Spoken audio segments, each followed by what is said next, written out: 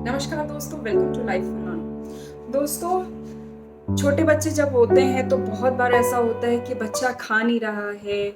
बच्चे का जो नॉर्मल एपेटाइट होता है, डाइट होता है, वो नहीं ले रहा है। बहुत सारे तरह की चीज़ें जो है हम ट्राई करते हैं, बट फिर भी बच्चा खा नहीं रहा है, चिड़चिड़ापन है और जो है उसका वेट नहीं बढ़ रहा है और हम घबरा जाते हैं। डॉक्टर के पास जाते हैं, कंसल्ट करते हैं, लोगों से पूछते हैं क्या करें, मेरा बच्चा नहीं खा रहा है, इतना नहीं खा रहा है, उतना नहीं खा रहा है।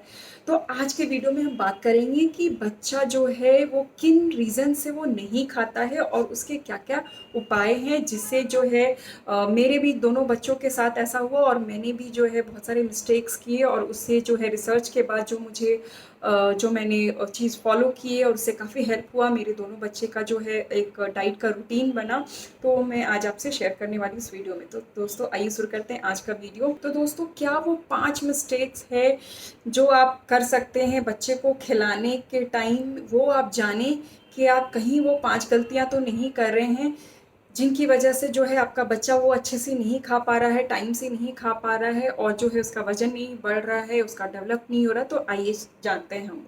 वीडियो शुरू करने से पहले लाइफ फॉलो चैनल को आप जरूर सब्सक्राइब कर ले। सब्सक्राइब करके बेल आइकन को हिट के ऑल पे क्लिक करें ताकि मेरी हेल्दी और इन्फॉर्मेटिव वीडियो पेरेंटिंग और हेल्दी लाइफस्टाइल रिलेटेड आपको हर वीक मिलती रहे। तो दोस्तों आइए शुरू करते हैं आज का वीडियो।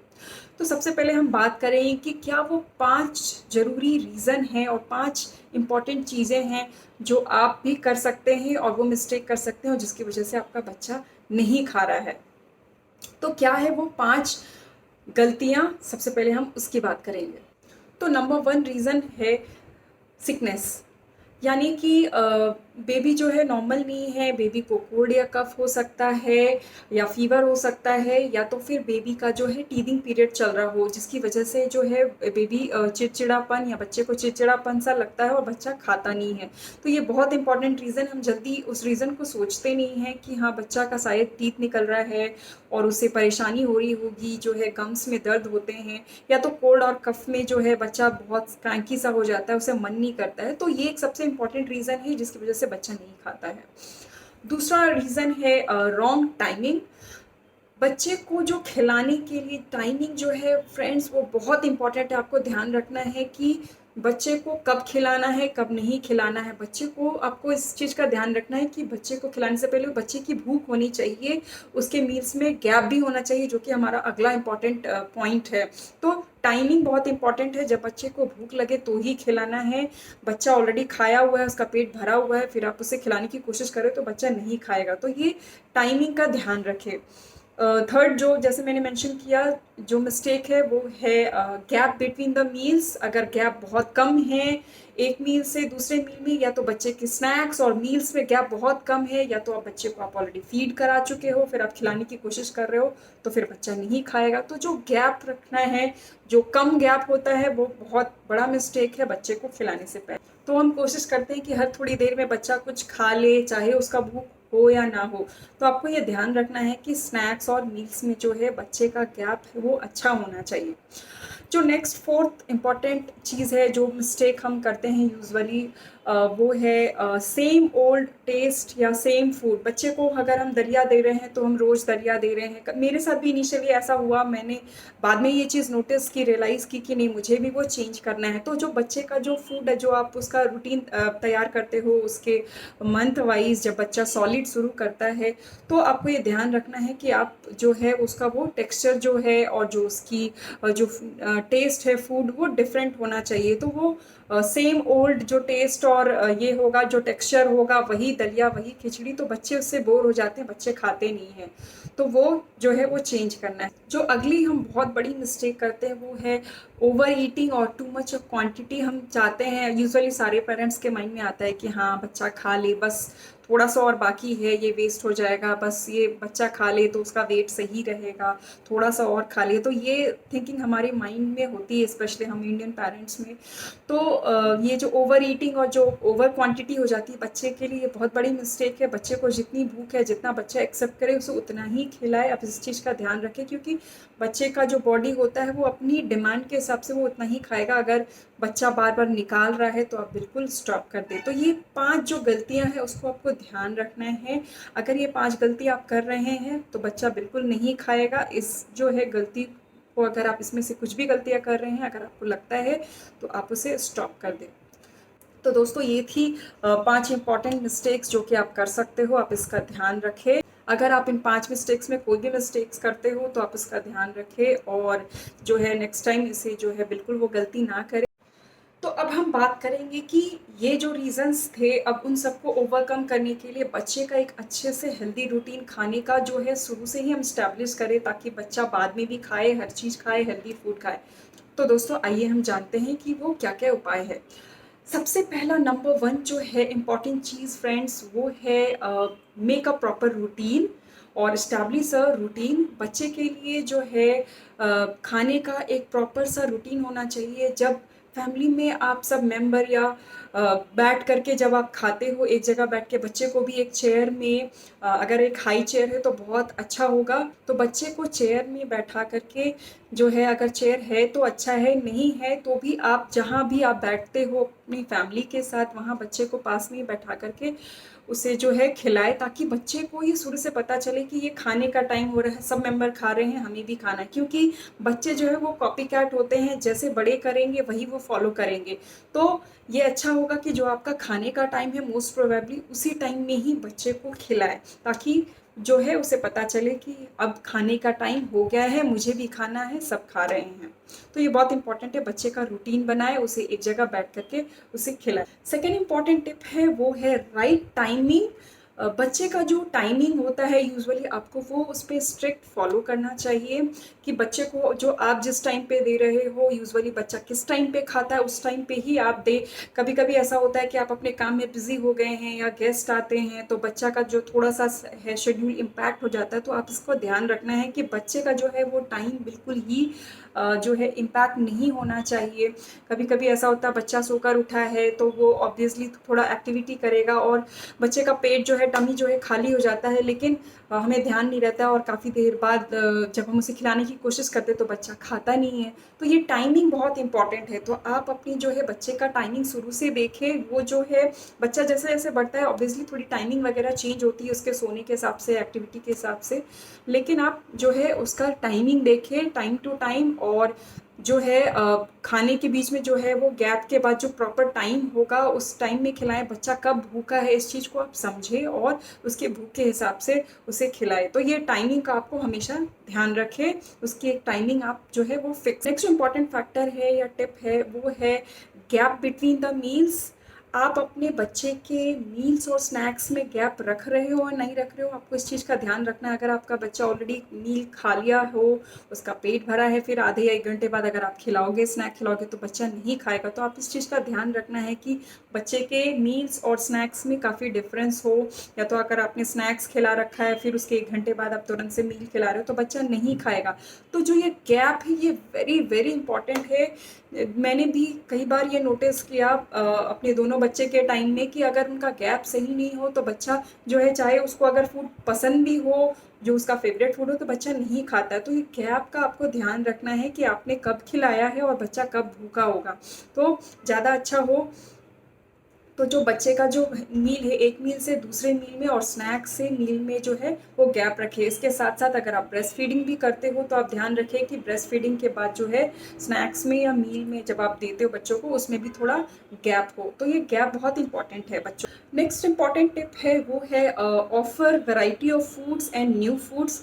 बच्चे को जो है आप रेगुलर जो है दलिया, खिचड़ी या उपमा या रोटी जो अगर आप इंट्रोड्यूस करते हो 6 मंथ के बाद से, जब बच्चा सॉलिड खाने लगता है, तो आप कोशिश करें कि हर रोज़ जो है कुछ ना कुछ नया दे बच्चों को, वैरायटी ऑफ फूड्स दे। उसके तो दो बेनिफिट है कि वैरायटी ऑफ फूड्स देने से बच्चे को जो है हर चीज़ खाने की आदत रहेगी, उनमें शुरू से ही वो टेस्ट डेवलप होगा, ताकि वो बाद में भी सारी चीज़ें खाएं। मैंने कई बार नोटिस किया कुछ बच्चे होते हैं वो बहुत चूज़ी होते हैं, उन्हें बस एक चीज़ पसंद होता है, वो दूसरी चीज़ें नहीं खाते हैं। एक ही तरह के फ्रूट्स पसंद है उन्हें तो दूसरे फ्रूट्स नहीं खाते हैं। तो वैरायटी ऑफ फ्रूट्स दे ताकि और फूड्स दे ताकि जो है वो टेस्ट एस्टैब्लिश रहे। उसके साथ साथ बच्चे बोर ना हो, वही सेम टेस्ट वही सेम फूड खा करके। तो कुछ नया बच्चों को ज़रूर इंट्रोड्यूस करे और देखे कि बच्चे को क्या अच्छा लग रहा है, और जो है वही चीज़ उसे रेगुलर इंट्रोड्यूस करे। बट कोशिश करे कि कुछ एक्सपेरिमेंट करे, कुछ नया भी करे, जो अच्छा लगे वो बच्चे को, लेकिन थोड़ा सा चेंज करते रहे, तो जिससे जो है बच्चे को खाने की थोड़ा सा जो है उन्हें भी इंटरेस्टिंग लगेगा। तो ये बहुत इंपॉर्टेंट है कुछ नया इंट्रोड्यूस करना।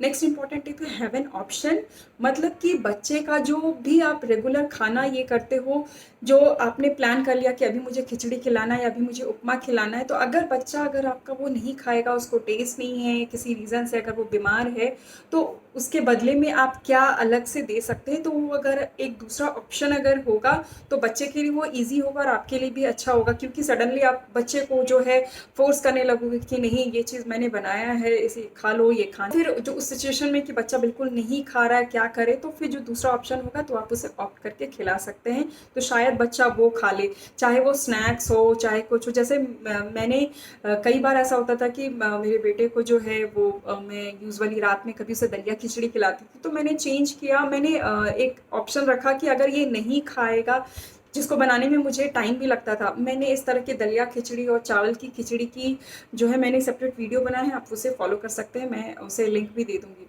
तो जो है मैं दूसरा ऑप्शन रेडी रखती थी, जैसे कि कुछ जो है पराठा, स्मॉल पराठे का टुकड़ा, उसको मैं दूध में डाल करके, गर्म दूध में और थोड़ा देर डाल देती थी, ये करके अच्छे से जो है रोटी के बाइट्स बना करके, तो वो खा लेता था। या तो फिर अगर कुछ नहीं है और काफ़ी रात हो गई है या ऑप्शन नहीं है, तो फिर गर्म दूध में जो डाइजेस्टिव ओट्स के या रागी के बिस्किट, हेल्दी बिस्किट होते हैं जिसमें मैदा नहीं, जो काफ़ी अच्छा होता है, तो 2-3 बिस्किट जो है उसको तोड़ करके दूध में थोड़ा सा हल्का गर्म दूध में डाल दिया, वो पूरा एकदम जो है खिचड़ी के फॉर्म में वो जो टेक्सचर स्मूथ हो जाता था, और फिर वो बच्चे को वो मैं खिला देती थी। तो इस तरह का जो है दूसरा ऑप्शन अगर आप रेडी रखोगे, या ईजी ऑप्शन और क्विक ऑप्शन, तो ये आपके लिए अच्छा होगा। वो है टेक्सचर, फूड टेक्सचर, जो आपका फूड का टेक्सचर है उस पर भी डिपेंड करता है कि बच्चा खा रहा है नहीं खा रहा है। कई बार मैंने भी मिस्टेक किए कि मैंने जैसे कर्ड राइस दिया, तो राइस जो है वो थोड़ा सा हार्ड था, यूजुअली जो हमने राइस खाया वो राइस ही उसे बच्चे के लिए अलग से निकाल दिया। तो ये चीज़ का आपको ध्यान रखना है कि बच्चे के टीथ आए हैं या नहीं आए हैं, उसके हिसाब से बच्चे को कितना जो है टेक्सचर है वो ज़्यादा सॉलिड फॉर्म में रह गया है वो, या बहुत ज़्यादा वो लिक्विड फॉर्म में है, तो वो टेक्सचर का ध्यान रखना है, जो बहुत इंपॉर्टेंट है टेक्सचर की। बच्चे को खाना पसंद है लेकिन वो बहुत मोटा है या फिर वो बहुत ज़्यादा लिक्विड सा हो गया है, तो बच्चा भी उसे नहीं खा पाता। तो ये टेक्सचर का आपको समझना है कि आपके बच्चे को कैसा टेक्सचर पसंद है, और जो उसकी एज के हिसाब से उसे कैसा टेक्सचर देना चाहिए, टाइम टू टाइम वो चेंज भी होना चाहिए, उस चीज़ का आप ध्यान रखें। नेक्स्ट इम्पॉर्टेंट टिप है वो है build some proper activities for your kids और बेबीज़। बच्चे को हम खाने खिलाने की कोशिश करते हैं, लेकिन बच्चा अगर थोड़ा एक्टिविटी करेगा, थोड़ा थकेगा, वो कुछ बच्चा जब कुछ एक्टिविटी करेगा, कुछ थकेगा, बच्चा जब एक्टिविटी करता है उसे थोड़ी थकान होती है, तो ही उसे भूख लगती है। तो आप कोशिश करें कि कुछ उससे छोटी-मोटी एक्टिविटी बच्चे के साथ खेलें, या ऐसी बच्चों की बहुत सारी एक्टिविटीज़ होती है, बहुत सारे वीडियोज़ भी आपको मिल जाएँगे यूट्यूब में। तो ऐसी छोटी-मोटी एक्टिविटी जो है बच्चे को कराएँ। अगर आपका पहला बच्चा है, बड़ा बच्चा भी है, तो कोशिश करें कि दोनों बच्चे जो है थोड़ा बहुत एक्टिविटी करें, ताकि एक दूसरे के बीच में बॉन्डिंग भी बने और बच्चा थोड़ा-सा खेले, चाहे आपके साथ या बच्चे के साथ, चाहे 10 मिनट या 15 मिनट जब भी टाइम मिले। तो उस तरह की एक्टिविटी एज वाइज़ होती है, बहुत सारी इस तरह की एक्टिविटीज़ होते हैं, टॉयज़ होते हैं। तो जो है आप उसे फॉलो करें और देखें कि बच्चा को जो है किस तरह की एक्टिविटी आप करा सकते हो, जिससे कि बच्चा है थोड़ा थके और वो एन्जॉय भी करे और बच्चे को भूख भी लगे। तो ये बहुत इंपॉर्टेंट है बच्चे के लिए एक्टिविटी। नेक्स्ट जो इम्पॉर्टेंट टिप है वो है mind your temperament. Of course as a parent आप बहुत कोशिश करते हो कि बच्चा मेरा अच्छे से खाए, उसका वेट अच्छे से हो, उस वो हेल्दी खाए, अच्छे से खा ले। लेकिन कहीं न कहीं जब बच्चा नहीं खाता है, उसके बहुत सारे रीज़न्स होते हैं, तो फिर हम इम्पेशेंट हो जाते हैं और फिर हम सोचने लगते हैं अब हम और क्या करें? तो थोड़े से हम अधीर से होने लगते हैं। तो जो आपका टेम्परामेंट है उसको बहुत ही जो है कंट्रोल करने की ज़रूरत है। ऑफ कोर्स ये जो फ़ेज़ है ये काफ़ी डिफरेंट होता है, और बच्चा जैसे-जैसे बड़ा होता है, हम भी वैसे एज़ अ पेरेंट हमें डिफरेंट एक्सपीरियंस होते हैं और हम ज़्यादा बेटर पेरेंट हो पाते हैं। तो हमें वो टेम्परामेंट को जो है उसका ध्यान रखना है कि हाँ, बच्चे के साथ-साथ वो फ़ेज़ चेंज होगा, तो हमें भी उनके साथ पेशेंस से और पूरे धैर्य से काम लेना है। तो टेम्परामेंट का ध्यान रखें। And the last important tip is, जो हम सब को बहुत ज़्यादा उसका ध्यान रखना है, वो है check your baby's food quantity. जी हाँ, बच्चों का जो फूड है हम यूजुअली सोचते हैं कि अभी बच्चा और 4 स्पून खाएगा और 2 स्पून खाएगा, या बच्चा बड़ा हो रहा है तो उसे 1 रोटी या 2 रोटी खाना चाहिए अगर बड़ा बच्चा हो तो।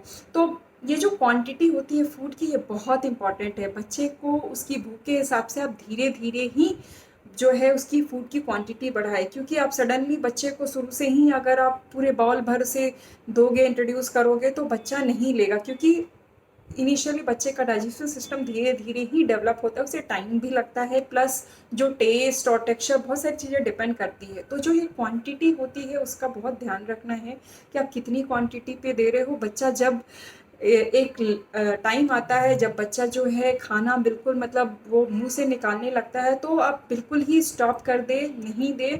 जितना ज़रूरी है आपको एक टाइम के बाद समझ में आ जाएगा कि मेरा बच्चा इतना खाता है, तो आप उसे उतना ही खाना दें, ताकि बच्चे का फिर जो है खाने से मन सा हटने लगता है। ओवर ईटिंग ना कराए बच्चे को, अपनी जो उसकी क्वांटिटी है उसको एक लिमिट में रखें। तो इस चीज़ का आप ध्यान रखें ताकि बच्चे को फूड में भी इंटरेस्ट हो। अगर वो पेट थोड़ा-सा खाली भी होगा तो थोड़ी देर बाद एक्टिविटी करके थक जाएगा, और वो फिर जो है आप कुछ स्नैक्स या कुछ भी फ्रूट्स दे सकते हो।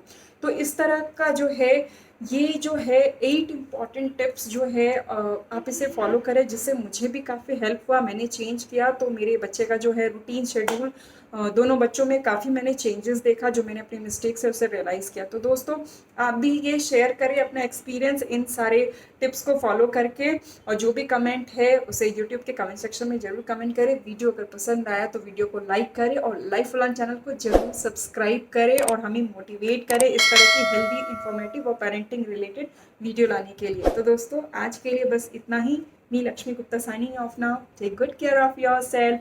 लेट्स लिव लाइफ फलान।